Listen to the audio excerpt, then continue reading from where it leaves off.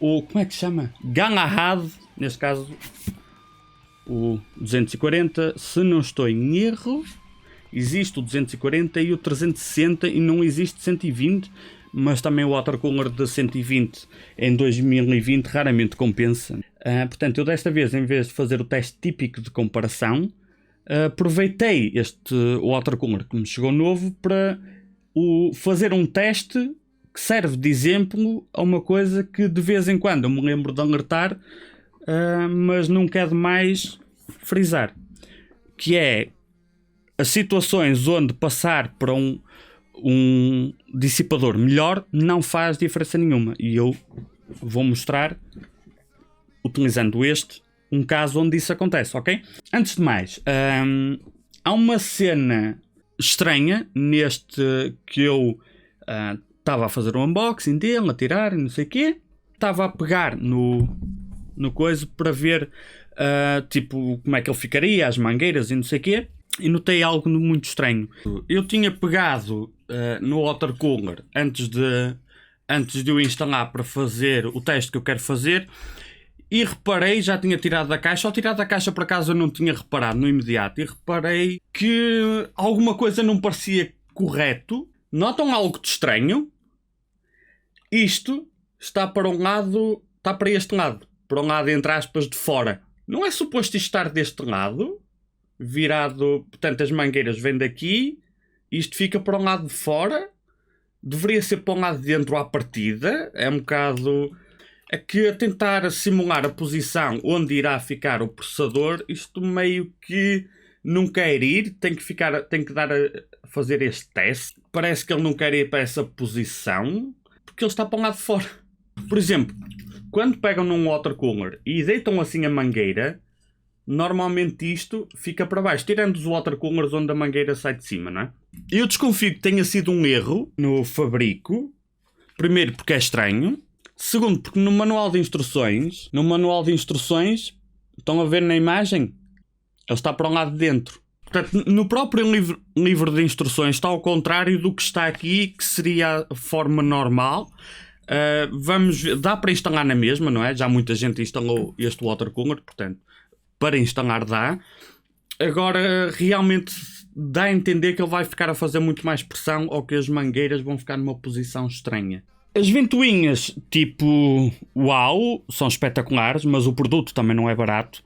Eu consigo dizer que elas são, mesmo com o radiador a 1000 rotações, são extremamente silenciosas, mas a girar ao máximo fazem algum barulho.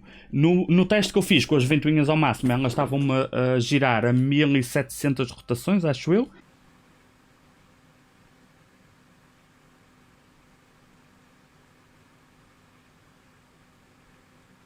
São audíveis, não são muito barulhentas, tendo em conta a rotação a que estão a girar, mas elas a 1000 rotações são extremamente silenciosas. São pesadas para caraças as ventoinhas. Tu pegas naquelas ventoinhas, percebes que é uma ventoinha premium, e o RGB está ao nível da Corsair. Eu sei que poucas vezes eu recomendo produtos Corsair, mas sempre disse que o RGB da Corsair é dos melhores quando tu dás valor ao RGB. A implementação, em termos de iluminação, está o software de teste, mas a implementação está simplesmente brutal. A implementação do RGB aqui neste watercooler está magnificamente bem feito também. Está ao mesmo nível, estão os dois lá em cima, top. Tem a cena do bloco conseguires girar e para as letras ficarem na posição que tu queres, e tem esta cena que podes tirar e pôr no meio, ok? Tem um ímã. E agora, uma opinião pessoal, esteticamente é o meu watercooler favorito. Mas o que é que eu quero utilizar este, por exemplo? Quando tu vês uma comparação de uma review de dissipadores, seja air cooler ou water cooler, e vês que um dissipador é melhor que outro, ok? Tu vais ver, ok, este air cooler ou water cooler é indiferente, ok, este ficou 8 graus mais fresco que este. Ok, vou comprar aquele porque é 8 graus abaixo. Se o teu processador não consumir energia suficiente para se fazer notar a diferença, vai haver situações onde tu tens um dissipador, compras um melhor, fazes upgrade e a temperatura é exatamente igual. Os dissipadores e os processadores é a mesma coisa, aplica-se a mesma regra que estás a comparar, por exemplo, a fazer testes de processador. onde tu vês que um processador é melhor que o outro quando utilizas uma RTX 3080 a 1080p, notas a diferença de um processador para o outro, mas a seguir tu para o teu PC vais comprar uma GTX 1660 e dois processadores, um que era melhor que o outro, quando utilizas uma placa gráfica mais baixa, eles são iguais, o desempenho é o mesmo de um processador para o outro, porque a placa gráfica não consegue produzir quantidade de FPS suficiente que faça os dois processadores se distinguirem. Com dissipadores é exatamente a mesma coisa, mas imagina que tu tens um processador, um i5 9400F e tens um air cooler até porreirito, um air cooler de 30 paus, e a seguir compras um water cooler tipo este, de 240. É normal que tu não notes quase diferença nenhuma em termos de temperaturas. Vais achar estranho porque tu viste muitas comparações e um water cooler 240 consegue ser muito melhor que um air cooler simples. A questão é que o processador não consome o suficiente. E eu utilizei, estava à mão e é o suficiente para demonstrar, utilizei o lendário Freezer 2 280, que o simples facto de ser o water cooler de 280, desde que não seja muito mau, uma pessoa já sabe que ele é melhor que um de 240. A não ser que o water cooler seja mesmo muito mau, só por um facto de ser de 280 já lhe vai dar uma vantagem. Estamos a uma guerra desleal, ok? É suposto este perder, ok? É suposto este perder. E eu mostrei duas situações onde realmente este perde, mas fiz um truque. Eu comparei os dois utilizando a mesma massa térmica, utilizei Cryonaut, e o que é que eu fiz? Eu peguei no Ryzen 7 com um overclock não muito agressivo, mas o último que eu tinha utilizado mesmo no último teste. Desta vez utilizei o Cinebench em loop porque eu ia utilizar o Blender, mas o Blender tinha que fazer o download do benchmark e o servidor não estava a andar, então utilizei o Cinebench em loop, que para demonstrar o que eu quero é suficiente. Utilizei um overclock ligeiro no processador, melhor, um clock fixo, com o processador a consumir 110 watts, 115 watts, e depois simulei uma situação de um processador que consome muito menos. O que é que eu fiz? Fui à BIOS e simplesmente desativei o turbo do Ryzen 7. Faz o quê?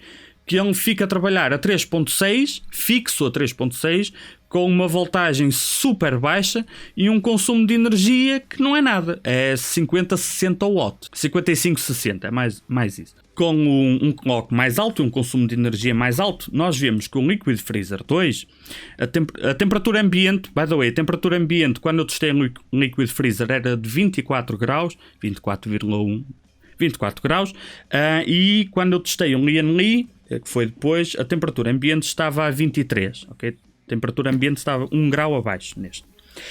Ainda assim, a temperatura máxima no Liquid Freezer foi de 67 graus. E no Lian Li foi de 72. Se introduzirmos o grau da temperatura ambiente de diferença, a diferença da temperatura foi 6 graus. Portanto, neste caso, este ficou 6 graus abaixo deste. Ok? Normal. O processador a consumir 100 e poucos watts, uma diferença de 6 graus de um 240 para um 280, normalíssimo. Quando eu obriguei o processador a consumir menos energia simulando um CPU de baixo consumo, o Liquid Freezer teve uma temperatura máxima de 45 e o Lian Li teve uma temperatura máxima de 46. Vamos ser corretos. A diferença não é 1 grau, são 2 por causa da temperatura ambiente. Mas estão a perceber onde é que eu quero chegar? Esta é uma situação que muita gente se depara, que é ter um processador que consome pouco, faz upgrade de um para o outro, ou tem, por exemplo, um air cooler simples e compra, por exemplo, um destes, que há de ser muito superior a um air cooler simples, mas que a temperatura é quase a mesma porque o processador não consome nada. Não quer dizer que ele não seja melhor. Quer dizer que é preciso carga. E como nós vimos a consumir 100 e tal watt, deu 6 graus de diferença deste para um de 280, o que é que se pode esperar se tivesse a utilizar, por exemplo, um i9 com MCE ativo? Provavelmente a diferença seria, não me surpreenderia, se fosse tipo 10 a 12 graus. A diferença entre dissipadores vai depender muito da carga que lhe dás. E agora vem a parte tricky.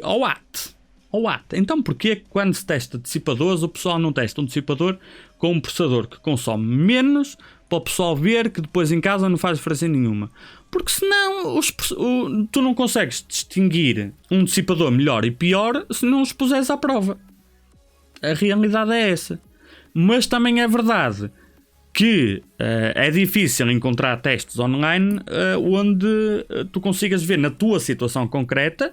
Eu estou a ver aqui no chat alguém a dizer o 1600, por exemplo. Tu tens o Ryzen 1600, uma situação concreta onde o que é que vai mudar no meu Ryzen 1600 se eu passar desse dissipador para aquele?